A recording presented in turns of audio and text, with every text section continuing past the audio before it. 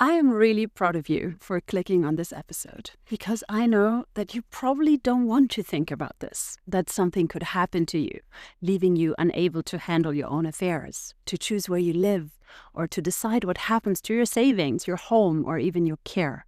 And honestly, I totally get it. I didn't want to think about it either. And I also thought that my husband could simply speak for me. Of course he could, right? That's what most of us believe, but it's not true. And that's exactly why I want you to stick with me for the next 10 minutes so you and your loved ones will not end up risking to be in a compromising situation like that. Because once you understand how it really works and what you can do about it, you'll sleep so much better tonight. You'll feel lighter, calmer, and hopefully even very proud of yourself that you've taken care of something most people never dare to face. In this episode of my End of Life Essentials series, I'll show you exactly how to make sure that if life ever surprises you, the right person will speak for you, not a stranger and not the court.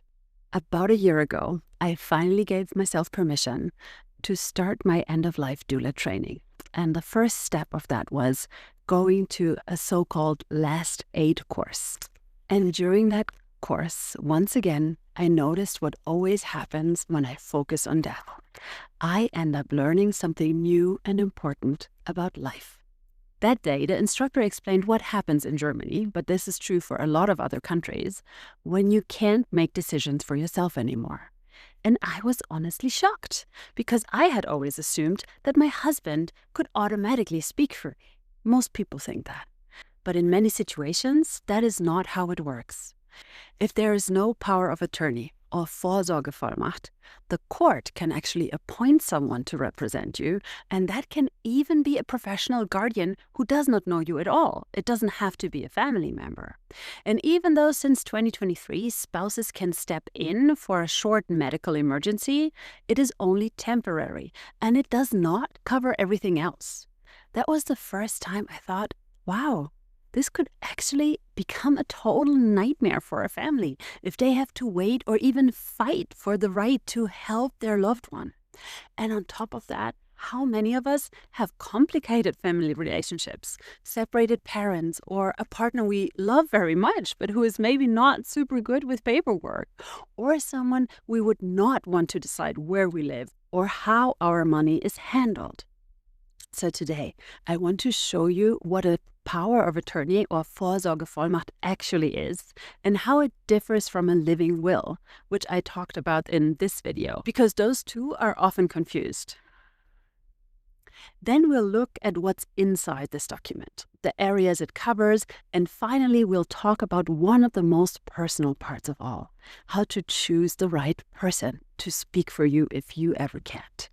Because it doesn't have to be the obvious one, right? And choosing wisely can make all the difference. It only takes 10 minutes, but it could potentially spare you and your loved ones a lifetime of grief and stress. As you are watching this, I can tell that you want to live more intentionally. So I want to invite you to a party called No Regrets. It's on December 28th, which is my 42nd birthday. And I will do something that I do every year. I will look back on the last year and set my intentions for the new one to make sure that whenever I leave this earth, I will do so with as few regrets as possible. And I would love for you to join me. You'll find the link in the description below. You can come as you are, if it's in your pajamas or in your party dress. Existential questions are encouraged. So what exactly is a power of attorney, and why do so many people confuse it with a living will? A power of attorney is a legal document that names the person who can take care of your affairs if you can't. It covers all the practical areas of life: health, finances, housing, and legal matters. While a living will only speaks about your medical wishes when you're already in a terminal situation. The power of attorney, however, can become relevant many years before a person dies. When I first learned this in my last aid course, I realized how little most of us actually know about how decisions are made if we lose capacity. It's one of those quiet details that can change everything in a crisis. And we all know bureaucracy isn't fun at the best of times, but it can be hell at the worst of times. Reflect upon this for a second. If something happened to you tomorrow, who would know what matters most to you? Not just in theory, but in practice. I know that this power of attorney thing can sound a little bit intimidating, but it's actually very practical once you break it down. There are 4 main areas you give your chosen person permission to handle. One is residence, so the person can decide where you live, if you need support, or which care setting fits your wishes and the capacities of your caregivers. Then there are the legal and administrative matters, so signing documents, representing you with authorities or landlords. Then there are health decisions, talking to doctors, consenting to or refusing treatment, and arranging care. Different from the living will, this is not only about the very end of life when you're in a terminal state, because you could possibly be demented for many, many years. Then there's the whole topic of finances, like paying bills, managing accounts, dealing with insurance. And here's a big caveat. Many banks require an extra bank power of attorney, which means that you have to go there in person with the person you want to authorize to handle your money for you. So what happens if you don't specify these things? In those cases, the court will step in and decide who handles them for you. That's why so many families end up waiting for weeks just to access an account or to sign or terminate a rental agreement. And you can imagine that when you're overwhelmed with grief, having to do that is super hard and so unnecessarily stressful. It's really not that complicated. It's just about taking 10 intentional minutes now to prevent months of confusion later. If you think about it, which of these 4 areas would be the hardest for your loved ones to navigate without clear permission? Let's make it easy for them. And this is where it gets deeply personal and often surprising. Most people automatically name their spouse or their oldest child in their power of attorney. But is that always the best fit? I'm not so sure. Ask yourself, who stays calm under pressure? Who listens well and understands your values? Who could handle conversations with doctors or banks without panicking? And who can really hold that weight with a calm, almost professional manner maybe? Sometimes it's a sibling or a close friend or someone outside the family who has that steadiness and that clarity. And that's okay. It doesn't have to be a blood relative. It's about trust, not tradition. You can even name more than one person or a backup, so there's no conflict later. When I filled out mine, I realized how empowering it is to choose based on who I feel safe with, not who others expect.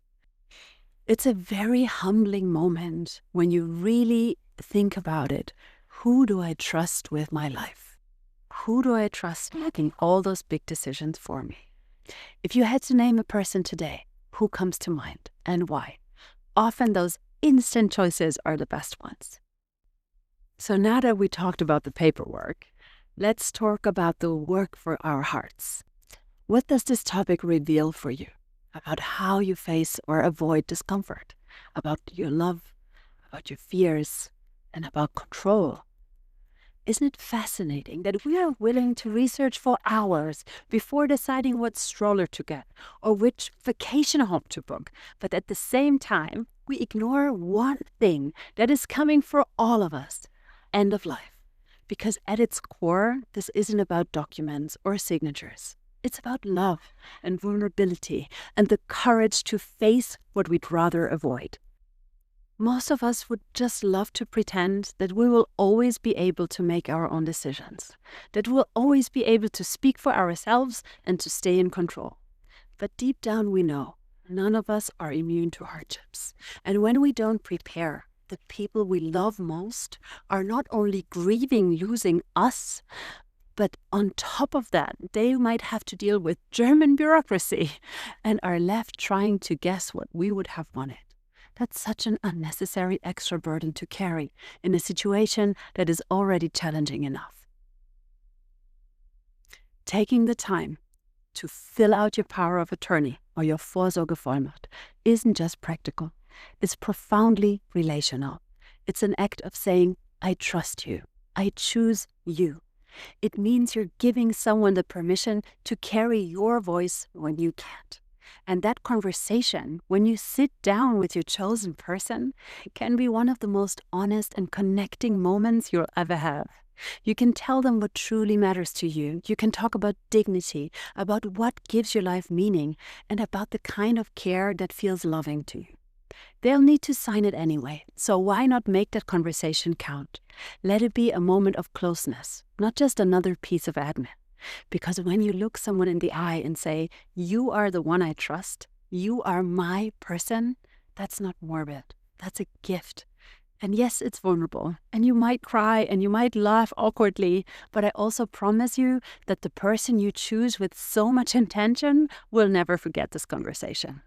This is the heart of intentional living, facing the truth, choosing connection, and leaving less to chance. You'll come out of this process not only more prepared, but also more alive. Take a moment to sit with this. You have people in your life that you trust with your well-being. What a blessing that is. When you fill out your power of attorney and share it with them, whether it's one person or several for different parts of your life, you'll feel this quiet sense of accomplishment. You'll know that you've taken care of something essential and that you have people in your life who have your best interests at heart. It's a bit like sharing your birth plan with your doula. As long as you can speak for yourself, you call the shots. But if one day you can't, someone will already know your wishes and make sure you're heard. That's what true support feels like. It's the kind of trust that makes you feel held by life itself. Thank you for being brave enough to think about this today, to keep death close so you can live more fully. If you found this helpful, share it with a friend or your partner. This is one of those conversations that's so much easier when we have it together. Let me know how the process felt like for you. Did you know who your person would be right away? Let's talk about it in the comments. In the next episode of this End of Life Essential series, I will talk about other ways of planning ahead for your family to set them up for success if anything were to happen to you.